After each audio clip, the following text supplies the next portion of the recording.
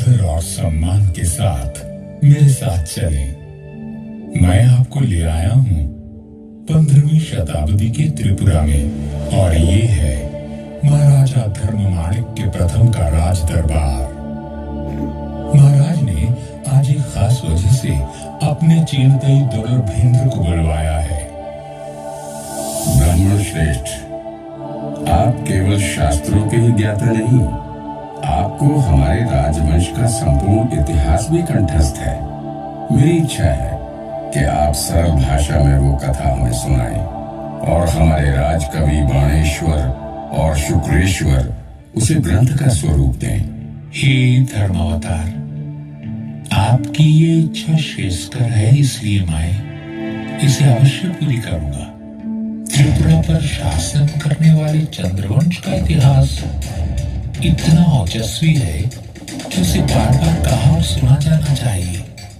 प्राचीन काल में चंद्रवंशी सम्राट ययाति के 5 पुत्र हुए, यदु, तरवसु, अनु और द्रुयु। सभी ने अलग अलग दिशा में जाकर अपने राजवंशों की स्थापना की। द्रुयु दक्षिण पूर्व दिशा की ओर गए और कपिल मुनि के आशीर्वाद से सागर द्वीप में अपना राज्य स्थापित किया।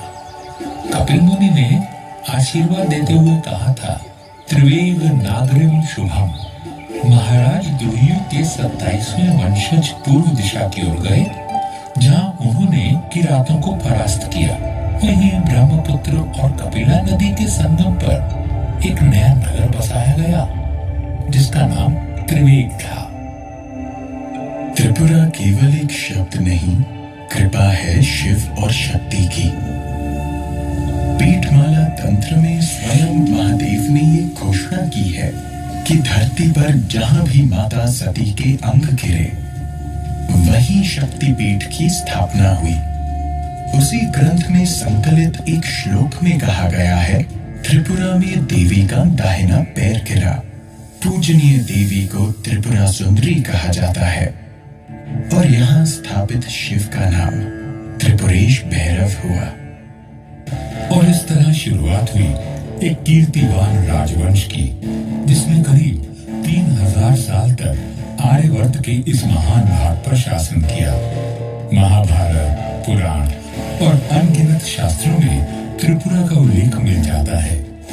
इसके अलावा कई प्राचीन पुरालेखों के साथ साथ साहित्यिक ग्रंथों में भी त्रिपुरा का वर्णन किया गया है। मुगल इतिहासकार अबुल फजल आईने अकबरी में लिखते हैं, भाटी प्रांत के पास एक आजाद राज्य है, इसे त्रिपुरा कहते हैं। इसके राजा का नाम विजय माणिक्य है।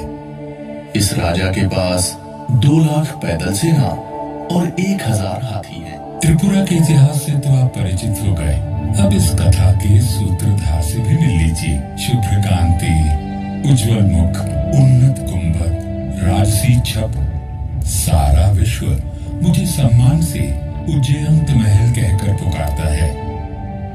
मेरा नामकरण किसने किया, यह रहस्य इतिहास में कहीं खो गया है, परंतु मेरी नींव में मिले ताम्र पत्र पर लिखे संस्कृत श्लोक में मेरा नाम मिल जाता है। 1857 के भूकंप में अगरतला का राजमहल भी बुरी तरह से क्षतिग्रस्त हुआ। तब महाराजा राधा किशोर माणिक्य ने 1901 में मेरा निर्माण करवाया।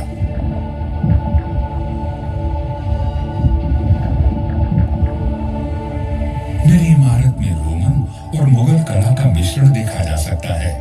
अपने 2 तालाबों और दोनों तरफ बने खूबसूरत फूलों के बागों के साथ मैं आगंतुकों का स्वागत करता हूँ। यहाँ के पर्वत त्रिपुरा वासियों के अदम्य स्वभाव के चिन्ह हैं। नदियाँ जैसे कला और संस्कृति की अविरल धारा का प्रतिबिंब। यहाँ के उदार जंगल जीवन को आश्रय देते हैं और यहाँ की प्राकृतिक सुंदरता वैदिक कवियों की कल्पना से अद्भुत है।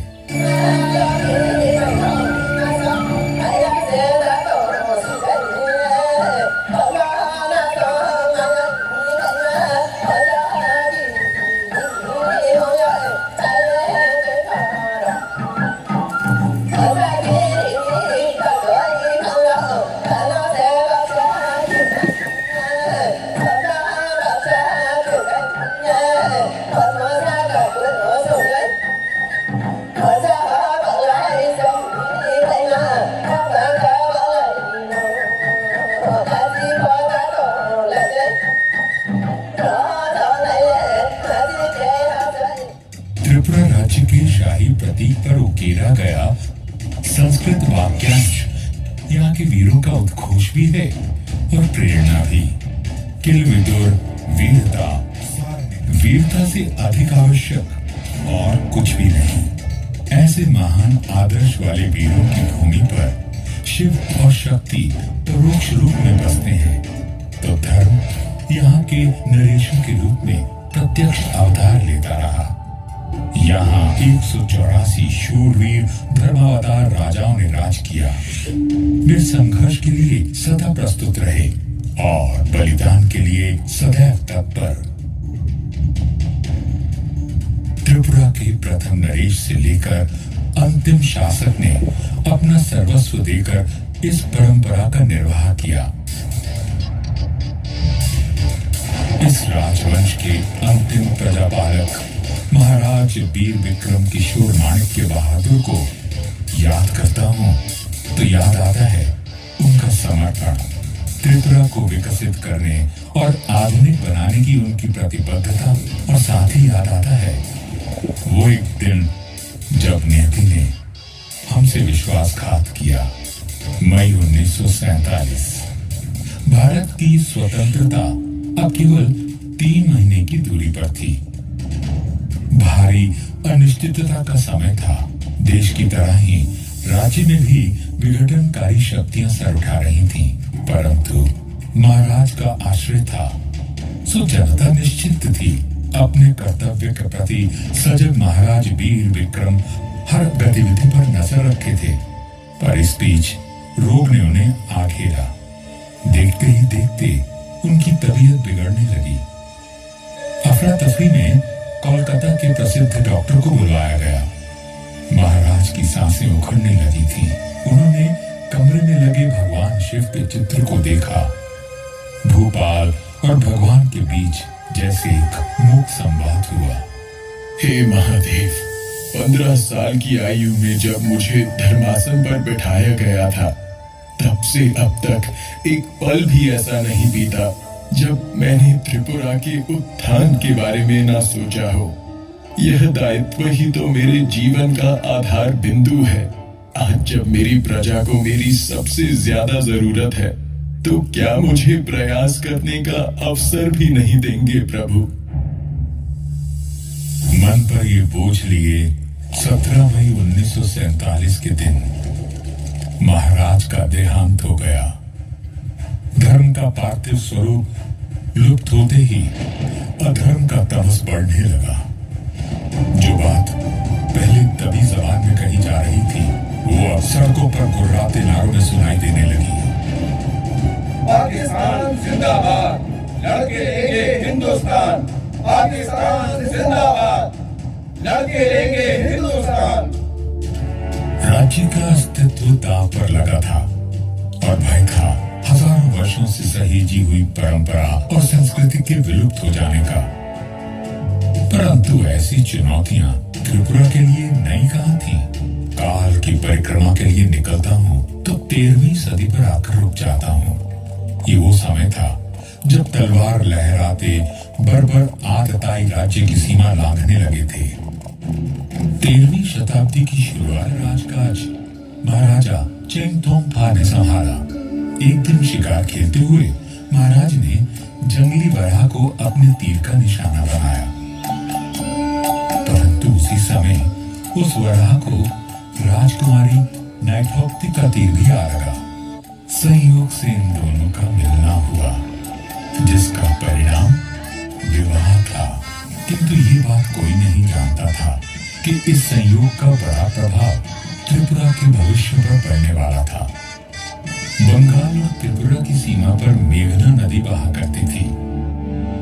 जब बंगाल पर मुस्लिम शासकों का कब्जा हुआ तो त्रिपुरा भी सुरक्षित न रहा। बंगाल की ओर से लूटपाट करने हिरावंत खान अक्सर त्रिपुरा में घुसपैठ करने लगा। महाराज चेंगथोंगफा ने लुटेरे को खदेड़ भगाया, परंतु हिरावंत खान फिर लौटा और इस बार उसके साथ गौर की विशाल तुर्की सेना भी थी।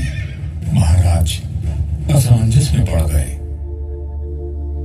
महाराज, आप यहाँ एकांत में बाहर सभी सेनाध्यक्ष आपकी राह देख रहे हैं। सेना अध्यक्षों से मिलकर कहूंगा क्या महारानी? हिरावंत खान की सेना से टक्कर लेना आत्मघात है। समर्पण से तो मृत्यु उत्तम है। आप समझ नहीं रही हैं महारानी। सुबह से मेरी आंख फड़क रही है। ये शुभ संकेत नहीं है। धर्मावतार, जब शत्रु द्वार तक आ पहुंचे तो वीर पुरुष की भुजाएं फड़कती हैं। यदि आपको अनिश्चय ने स्तब्ध कर दिया है तो हिरावंत खान का मुकाबला मैं करूंगी। और महारानी ने ऐसा ही किया। विकराल गज पर सवार महारानी नैथोक्ति क्रुद्ध माता त्रिपुरा सुंदरी का रूप लग रही थी। उनका हाथी ऐसे गरजता था मानो इंद्र के ऐरावत को चुनौती दे रहा हो। महारानी की चीत्कार ने त्रिपुरा की सेना को और अधिक प्रोत्साहित किया और अपने पराक्रम से त्रिपुरा के वीरों ने अपने राज्य की रक्षा की। 1240 में हुए इस युद्ध में त्रिपुरा की जीत हुई और महारानी त्रिपुरा सुंदरी के नाम से प्रख्यात हुई। परंतु यह समर आने वाले विकट समय की चेतावनी बनकर आया था। 15वीं सदी के अंत में महाराज धन्य माणिक्य का उदय हुआ, जो उतना ही नाटकीय था जितना चंद्रगुप्त मौर्य द्वारा राज्य प्राप्त करना। षड्यंत्रकारी सभासदों और सेनापतियों का वध कर उन्होंने अपना अधिकार पाया। महाराज धन्य माणिक्य का सामना बार बार बंगाल के सुल्तान हुसैन शाह से हुआ। अपनी सामरिक सूझबूझ और छापामार युद्ध पद्धति के चलते वे हमेशा हुसैन शाह पर भारी पड़े और उन्होंने बंगाल का काफी हिस्सा भी अपने अधीन कर लिया।